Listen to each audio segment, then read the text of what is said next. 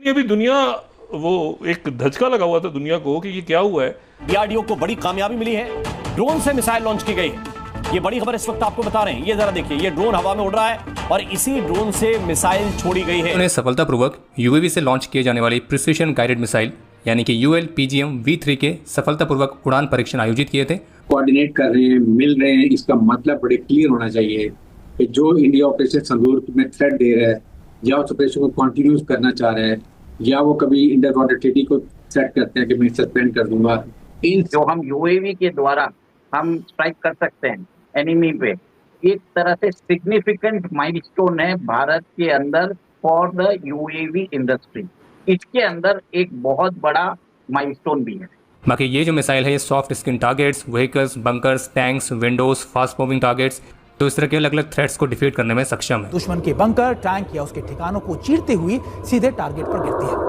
ULPGM यानी UAV launch precision guided munition, मतलब बिना पायलट वाले ड्रोन से छोड़े जाने वाली सटीक मार करने वाली मिसाइल है। तो अगर इंडिया मजीद जदीद जहाज स्टेल्थ तैयारे खरीदने की बात कर रहा है तो पाकिस्तान को भी जदीद जहाज चाहिए, जदीद मिसाइल चाहिए भारत का मुकाबला करना है, और उसमें चीन हमारा बेहतरीन दोस्त है। और ऐसे भी हमारे पास टेक्नोलॉजी है जिसमें हम रेडार को भी वेट कर रहे हैं। तो कौन पाकिस्तान के, तो समझ लीजिए कोई भी सेफ नहीं है आज की डेट में। अगर सारी टेक्नोलॉजीज को इंटीग्रेट कर दे और हम एक तरह से सुपर सिस्टम ऐसा बना ले, तो आप सोचिए पाकिस्तान में अंदर हमारा ड्रोन घूमता जाएगा, पिंडी हो, इस्लामाबाद हो, जहाँ बैठे हैं हाफिज सईद बैठा है या मौलाना अब्दुल अजहर बैठा है, उनको एक तरह से उड़ा देंगे। BLA जो है बलोच लिबरेशन आर्मी, उन्होंने उनके टारगेट में 3 बड़े टारगेट हैं, चाइनीज, पंजाबी एंड पाकिस्तान की फौज, ये 3 टारगेट हैं। मुझे भी लगता था कि भारत कम से कम 5 से 10 साल पीछे है ड्रोन के डेवलपमेंट में, पर रिसेंट टाइम में जो डेवलपमेंट्स हुए हैं।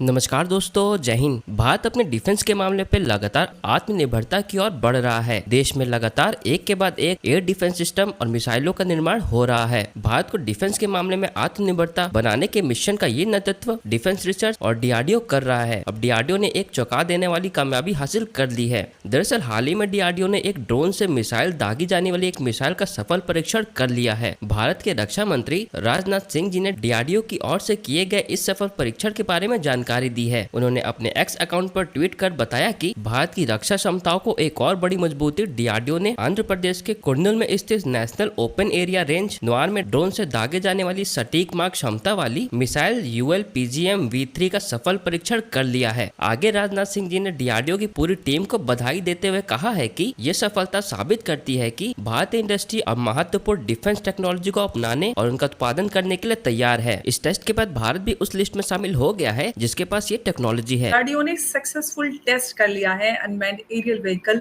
लॉन्च्ड प्रिसिशन गाइडेड मिसाइल यानी कि ULPGM V3 का, और ये खबर खुद हमारे रक्षा मंत्री राजनाथ सिंह जी ने सोशल मीडिया के हवाले से दिया है। और जो टेस्ट है वो कुर्नूल आंध्र प्रदेश में हुआ है और इसी तरह का टेस्ट टर्की ने 2024 में किया था और आज भारत ने भी ये सक्सेसफुल टेस्ट कर लिया है। देखिए अमर जी, ये जो अभी unmanned aerial vehicle precision guided enemy strike जो मिसाइल्स है, जो हम यूएवी के द्वारा हम स्ट्राइक कर सकते हैं एनिमी पे, एक तरह से सिग्निफिकेंट माइलस्टोन है भारत के अंदर फॉर द यूएवी इंडस्ट्री।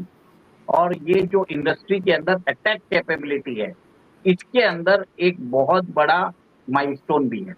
आपको मालूम है 2024 में टर्की ने, जैसे आपने बताया था, ये टेस्ट कर दिया था। तो भारत और टर्की, जो पाकिस्तान का सपोर्टर भी है, उसके बीच में एक टेक्नोलॉजिकल गैप आ गया था।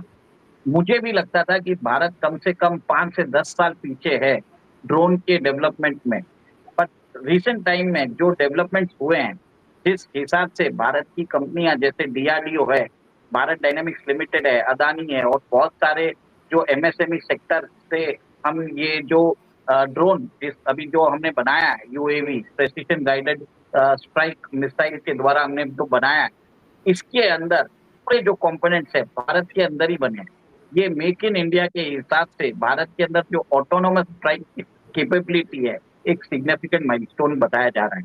देखिए इसका ये जो वर्जन है, ये 3rd वर्जन है, तो भारत इसके ऊपर बहुत दिनों से काम कर रहा है और ये बताया जाता है कि इसके अंदर आप मिसाइल लगा दीजिए और ये इसकी जो टोटल वेट है वो 12.5 किलो की है और रात के समय ये कम से कम 2.5 किलोमीटर दूर तक ये स्ट्राइक कर सकता है। दिन के समय ये 4 किलोमीटर दूर स्ट्राइक कर सकता है।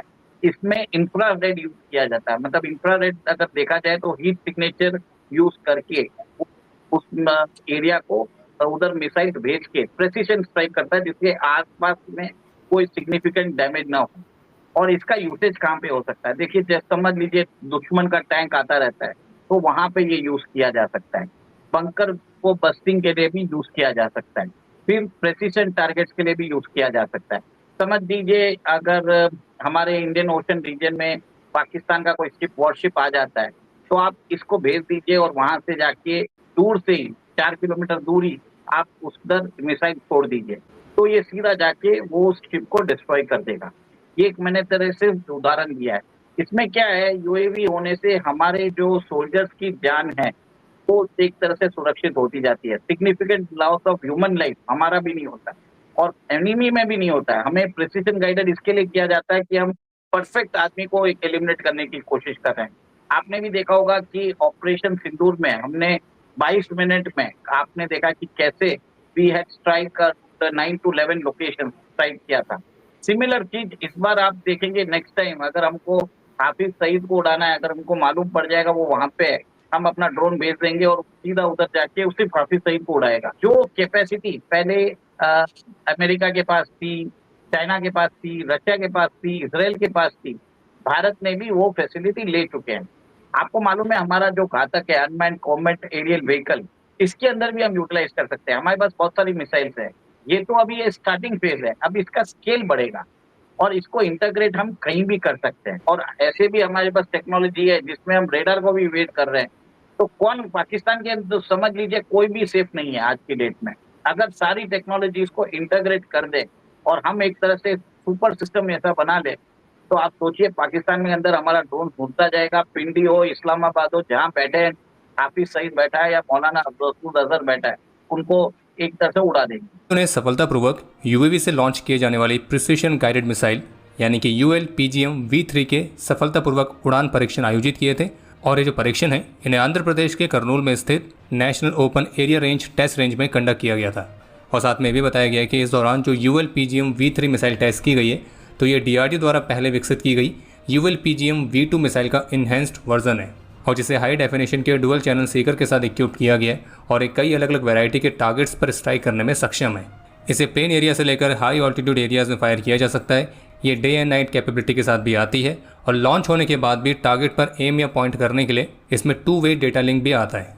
इस मिसाइल को 3 मॉड्यूलर वॉरहेड से इक्विप करने के ऑप्शंस हैं, जैसे कि एंटी बंकर एप्लीकेशन के साथ पेनिट्रेशन कम ब्लास्ट वॉरहेड, हाई लेथेलिटी जोन के साथ प्री फ्रेगमेंटेशन वॉरहेड और एक्सप्लोजिव रिएक्टिव आर्मर और रोल्ड होमोजेनस आर्मर के साथ इक्विप एंटी आर्मर वॉरहेड्स, जिसकी मदद से आज के मॉडर्न आर्मर्ड व्हीकल्स को भी डिस्ट्रॉय किया जा सकता है। और इस परीक्षण में मिसाइल को जिस यूएवी से लॉन्च किया गया था तो उसे भारत के ही startup New Space Research Technologies ने विकसित किया है और जो DRDO है वो अन्य इंडियन कंपनीज द्वारा बनाए गए लॉन्ग रेंज के हाई एंड्योरेंस वाले UAVs के साथ भी अपने इस UL-PGM वेपन्स के इंटीग्रेशन पर सक्रिय रूप से काम कर रही है। और जानकारी के लिए आपको बता दें कि जो UL-PGM मिसाइल है तो इसको बनाने में 95% तक के स्वदेशी कंटेंट का इस्तेमाल किया गया है।